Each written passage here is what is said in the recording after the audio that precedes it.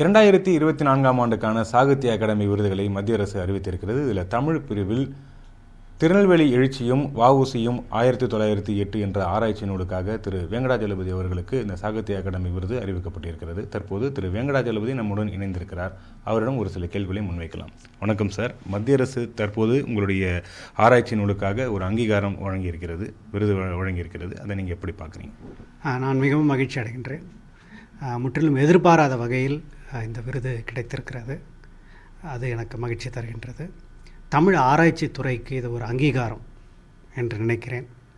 அடுத்த தலைமுறையில் முக்கியமாக இளையோர் ஆராய்ச்சி துறையில் ஈடுபாடு காட்டுவதற்கு இது ஒரு உந்தாற்றலாக இருக்கலாம். அடுத்து தனிப்பட்ட முறையில் என்னுடைய ஆராய்ச்சி, என்னுடைய கல்வி பயணம் என்பது வஉசியிலிருந்து தான் தொடங்கியது. வஉசி ஆராய்ச்சி செய்வதன் மூலமாகத்தான் நான் பாரதி, பெரியார், திராவிட இயக்கம், புதுமை பித்தன், உவே சாமிநாதையர் என்று பல பேராளுமைகளை பற்றி ஆராய்ச்சி செய்யலானேன். எனவே அவர்களை பற்றியெல்லாம் நூல் எழுதியிருந்தாலும் கூட வஉசி பற்றிய நூலுக்கு கிடைத்தது எனக்கு மிகவும் மகிழ்ச்சி தருகின்றது. அதுவும் ஏறத்தாழ ஒரு 40 ஆண்டுகள் கழித்து தோமுசி ரகுநாதன் எழுதிய பாரதி காலமும் கருத்தும் என்கின்ற ஆராய்ச்சி நூலுக்கு பிறகு இப்போது தான் ஒரு ஆராய்ச்சி நூலுக்கு ஒரு சாகித்ய அகாடமி விருது கிடைக்கின்றது என்று நினைக்கின்றேன். ஆகவே எனக்கு மிகவும் மகிழ்ச்சியாக இருக்கின்றது. அதுவும் ரகுநாதனை நான் நேரில் சிறு வயதில் அவரை பல முறை சந்தித்து நான் பேசியிருக்கிறேன். அந்த நூலினுடைய முதல் பிரதியை வாங்கியவனும் கூட நான் தான். பல காரணங்களுக்காக எனக்கு இது மகிழ்ச்சி தருகின்றது. ஏன் வஉசி அப்படின்னு ஒரு கேள்வி வருது இல்லையா? எதனால் நீங்கள் உங்களுடைய ஆராய்ச்சியை வஉசி அவர்களிடத்துலேருந்து தொடங்குறீங்க? அது எதனால் அவரை நீங்கள் தேர்ந்தெடுத்தீங்க? அதை பற்றி சொல்லுங்கள். வஉசியுடைய பெயரை அறியாதவர்களும் தமிழ்நாட்டில் இருக்க மாட்டாங்க. கப்பலோட்டிய தமிழன், செந்தமிழ் செக்கிழுத்த செம்மல் என்று எல்லாருக்கும் தெரியும்.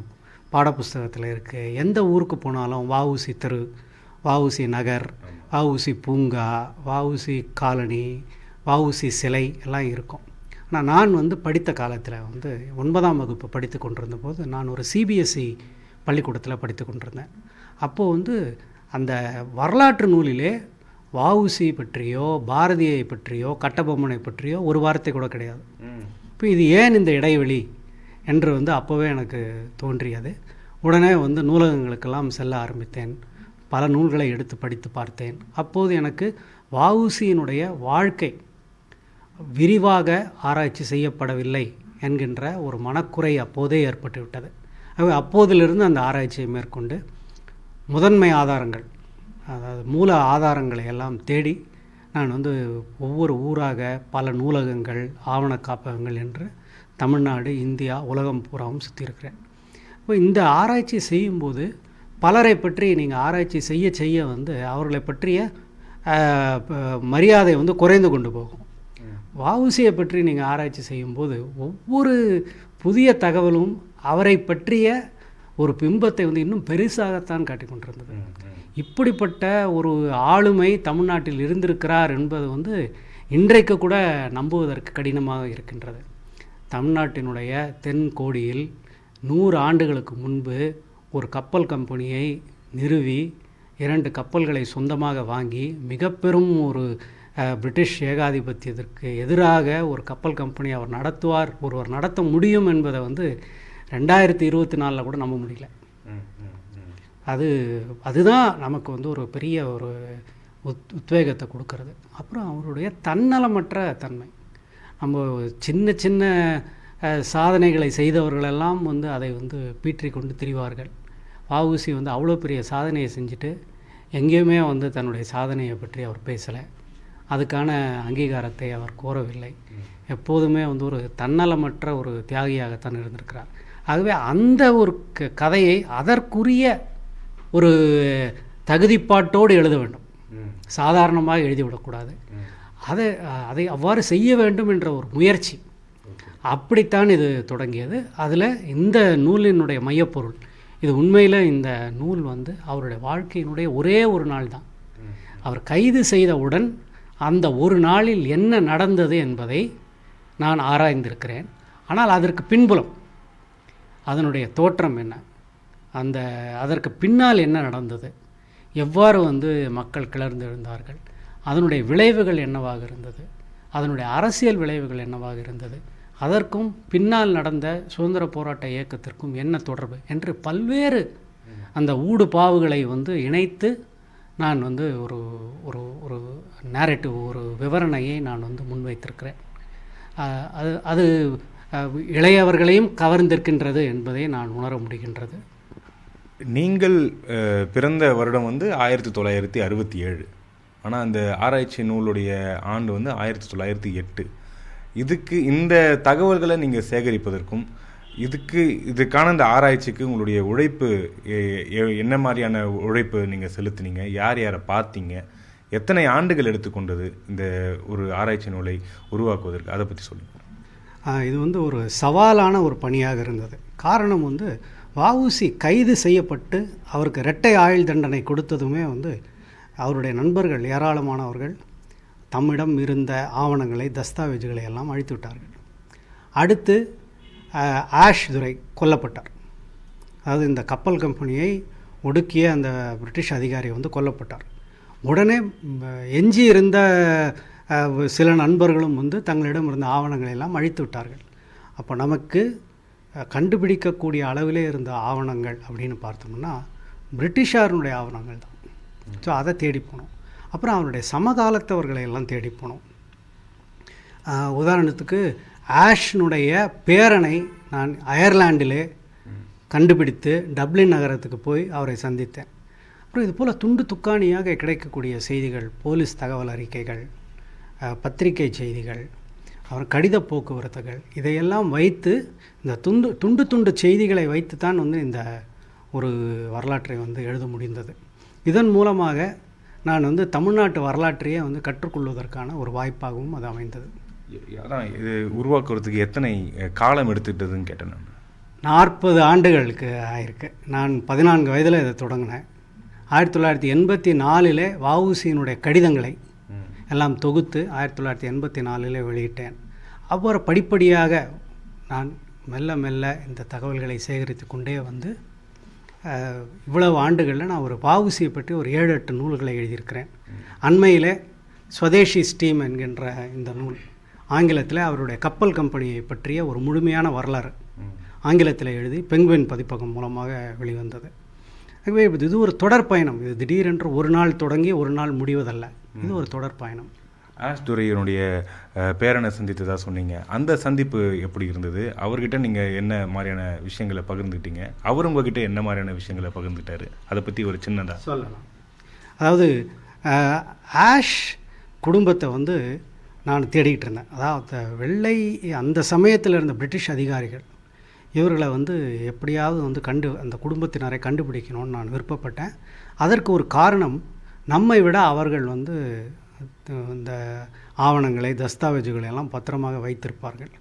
2006 எனக்கு ஒரு தகவல் கிடைச்சது, இவங்க டப்ளினில் இருக்கிறாங்க அப்படின்ட்டு. அப்போ நான் கேம்பிரிட்ஜில் ஒரு வருகை பேராசிரியராக போயிருந்தேன். அப்போ வந்து அந்த முகவரியை கண்டுபிடித்து அவர்களுக்கு எழுதினேன். அப்போ வந்து ஆஷ் துரையினுடைய மருமகள் உயிரோடு இருந்தாங்க, 87 வயது. அவங்க வந்து உடனடியாக பதில் போட்டார்கள். அவர் சொன்னாங்க, நீங்கள் வாங்க நம்ம பேசலான்னு சொன்னாங்க. எனக்கு வயதாகிடுச்சு, என்னோடய மகன் இருக்கிறார், அதாவது ஆஷ்னுடைய பேரன். ஸோ அது நான் போனதும் டப்ளின் சர்வதேச விமான நிலையத்தில் ஒருத்தரை பார்க்குறோம். அது ஒரு ரொம்ப ஒரு சினிமாவில் வர மாதிரி ஒரு காட்சி. அதாவது அவருடைய தாத்தாவை கொன்றவரை ஆராய்ச்சி செய்வதற்காக நான் போகிறேன். அவர் என்னை பார்க்குறாரு. என்ன எப்படி வந்து இந்த உரையாடல் தொடங்குவது அப்படின்றது. அப்புறம் மெல்ல மெல்ல பேசின பிறகு இப்போ எனக்கு என்னுடைய அக்கறை முழுவதும் ஏதாவது ஆவணங்கள் கிடைக்குமா என்பது தான் வந்து என்னுடைய விருப்பம். அவர் வந்து தன்னிடம் இருந்த எல்லா ஆவணங்களையும் வந்து எடுத்து காண்பித்தார். அதில் பல முக்கிய புதிய செய்திகள் கிடைத்தன. அப்புறம் முதல் முறையாக ஆஷ் எப்படி இருப்பார் அப்படின்ற எனக்கு எப்போவுமே அந்த ஒரு ஆசை, எப்படி இருந்திருப்பார். நம்ம நினச்சிட்ருப்போம் ஆஷ் துரை வந்து தமிழ் ஒரு சினிமாவில் வர வில்லன் மாதிரி, தலையில் கொம்பும் கோரை பல்லும் அதுலேருந்து ரத்தம் சுட்டுற மாதிரி ஒரு அரக்கனாக இருப்போம் அப்படின்னு அவங்க வந்து ஒரு பிரிட்டிஷ் கணவான் எப்படி இருப்பானோ அப்படி தான் அவர் இருந்திருக்காரு. அந்த குடும்பத்தை பற்றி தெரிந்து கொள்ள முடிந்தது.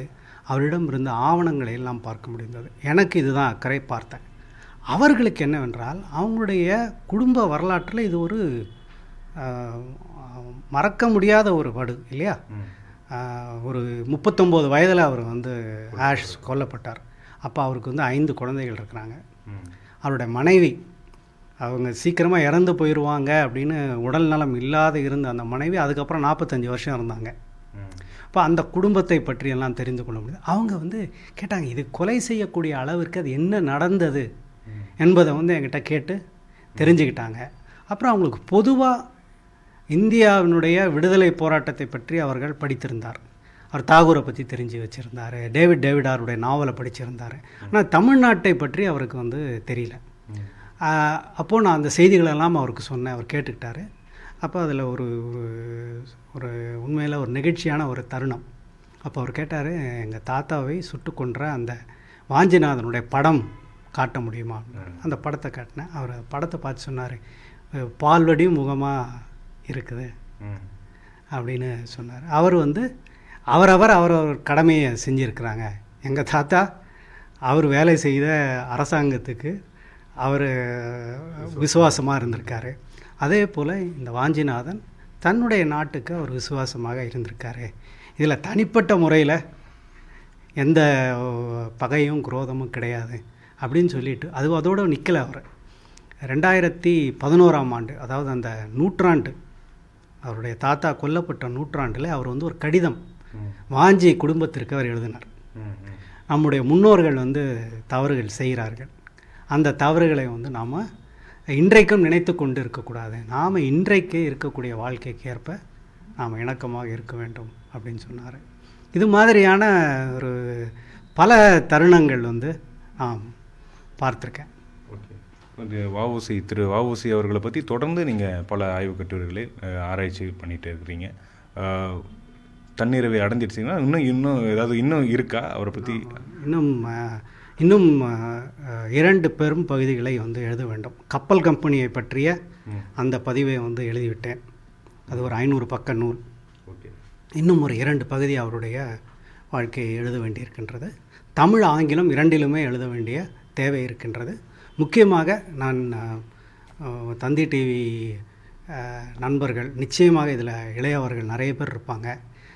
நீங்கள் வந்து இன்னும் வரலாற்று எழுத வேண்டிய பகுதிகள் நிறைய இருக்கின்றன. அதை வந்து தமிழில் மட்டும் இல்லாமல் ஆங்கிலத்திலும் எழுத வேண்டிய கட்டாயத்தில் இருக்கிறோம். ஏனென்றால் தமிழ்நாட்டு வரலாறு என்பது தமிழ்நாட்டுக்கு வெளியே அதிகம் அறியப்படாமல் இருக்கின்றது. இப்போ அதை அறியப்படுத்த வேண்டிய கடமை நமக்கு தான் இருக்குது. அந்த கடமையை வந்து நம்ம செய்யணும். இது மாதிரியான விருதுகள்லாம் வந்து அடுத்த தலைமுறையினருக்கு இதைவிட அதிகமான வாய்ப்புகளெல்லாம் கட்டாயமாக அமையும். கண்டிப்பாக அதற்கு இது ஒரு முதற்படி என்று நான் நினைக்கிறேன். ஒரு 40 ஆண்டு காலமாக உங்களுடைய இந்த ஆராய்ச்சி பணியானது தொடர்ந்துகிட்டே இருக்குது, இடைவிடாமல் தொடர்ந்துகிட்டே இருக்குது. உங்களுடைய குடும்பத்தினருடைய ஒத்துழைப்பு எப்படி இருக்குது? அவங்க எப்படி உங்களை அனுமதிக்கிறாங்க? அதை பற்றி இது ஒரு சுவாரஸ்யமான கேள்வி தான். அந்த வகையில் நான் கொடுத்து வைத்தவன் என்று தான் சொல்லணும். என் கூட பிறந்தவர்கள் எல்லாம், என் கூட 4 பேர் பிறந்தாங்க. அவங்க எல்லாருமே வந்து அறிவியல் தான் படித்தாங்க. ஏன்னா எங்கள் அப்பா தான் முதல் தலைமுறை கல்வி கற்றவர் எங்கள் குடும்பத்தில். அப்போ எங்கள் தலைமுறையில் வந்து அறிவியல் பொறியியல் படித்தா தான் வந்து மேலே வர முடியும் என்பது தான் கருத்து.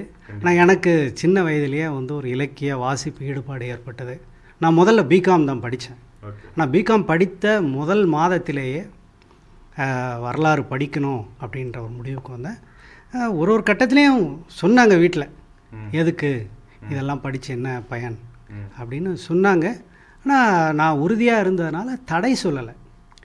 அதாவது இது வந்து பார்க்கக்கூடிய பெற்றோருக்கு நான் சொல்கிறது, இன்றைக்கு மாறி இருக்க காலம் இருந்தாலும் வந்து நம்முடைய குழந்தைகள், உங்களுடைய பேர குழந்தைகள் அவங்களுக்கு விருப்பமான துறையிலே செல்வதற்கான வாய்ப்புகளை கொடுங்கள். ஏன்னா இன்றைக்கி ஒரு உதாரணம் சொல்லணுன்னா, நான் வந்து ஒரு 20 நாடுகளுக்கு வந்து நான் பயணம் செஞ்சுருக்கேன். என் குடும்பத்தில் யாருமே அத்தனை நாடுகளுக்கு போனதில்லை. இது அத்தனையும் கல்வி பயணங்கள் தான். இது தமிழும் ஆங்கிலமும் கற்றதனால், வரலாற்றுத் துறையில் ஆர்வம் இருந்ததனால் கிடைத்த வாய்ப்பு. ஓகே. அப்போது நான் முதலில் வரலாறு படிப்பதற்காக தில்லி ஜவஹர்லால் நேரு பல்கலைக்கழகத்துக்கு போனபோது பக்கத்து வீட்டில் இருக்கிறவங்க வந்து படிக்கிறது வரலாறு, உருப்படாத படிப்பு, அதை படிக்கிறதுக்கு தில்லிக்கு போகிறாங்க அப்படின்னு சொல்லி கேலி பேசினாங்க. ஆனால் அதுதான் நமக்கு ஒரு திறப்பை ஏற்படுத்தி தருகின்றது. ஆகவே இளையவர்களுக்கு நான் சொல்வது, ஒரு வரலாறு, சமூகவியல், அரசியல் விஞ்ஞானம், பொருளியல், இந்த துறைகள் எல்லாம் வந்து தமிழர்கள் இன்னும் அதிகமாக அந்த துறைகளில் ஈடுபட்டு ரொம்ப பெரிய அளவுக்கு வந்து பேர் வாங்க முடியும் என்பதை வந்து நான் வற்புறுத்தி நான் சொல்ல விரும்புகிறேன். நமக்கு இன்னும் ஒரு அமர்த்தியா சென் நமக்கு வரல, நமக்கு ஒரு அபிஜித் பானர்ஜி கிடைக்கல, நமக்கு ஒரு ராமச்சந்திர குஹா கிடைக்கல. அதெல்லாம் வந்து நாம் வந்து கட்டாயமாக செய்ய முடியும். இந்த வாய்ப்பை பயன்படுத்தி கொண்டு நான் தந்தி டிவி நேயர்களுக்கு இந்த செய்தியை தான் நான் சொல்ல விரும்புகிறேன். ரொம்ப நன்றி சார். ரொம்ப அழகிய ஒரு தருணம் உங்களுடைய பேட்டியை நான் எடுத்தது. வாழ்த்துக்கள் சார். நன்றி, வணக்கம். தந்தி தொலைக்காட்சிக்காக ஒளிப்பதிவாளர் ரவியுடன் பிரகாஷ். செய்திகளை உடனுக்குடன் தெரிந்து கொள்ள உடனே சப்ஸ்கிரைப் பண்ணுங்க.